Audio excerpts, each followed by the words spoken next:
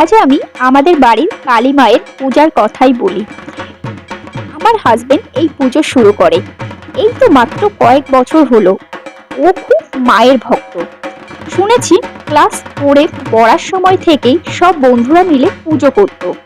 প্রায় 20 বছর পর্যন্ত পুজো করার পরে সব বন্ধুরা যে যার জীবিকা সংসার নিয়ে ব্যস্ত হয়ে পড়ে, ফলে পুজোটা আর করা সম্ভব হয় না। তবে ওর ইচ্ছা ছিল মায়ের পূজা করবেই। সেই মতো আমাদের বিয়ের আগের বছর মানসিক থেকে মায়ের পূজা শুরু হয়। অনেক বাধা এসেছে। নিজেদের আপনজনরাই পুজো করতে দেবে না বলে আপত্তি জানিয়েছিল। তবে প্রভাসের ইচ্ছা শক্তি ও মায়ের প্রতি তার ভালোবাসায় জয়ী হয়েছে। ও এখন তেমন আগের মতো আর সময় পায় না কাজের জন্য, তাই মায়ের পূজার সমস্ত ভার আমার ওপর পড়েছে।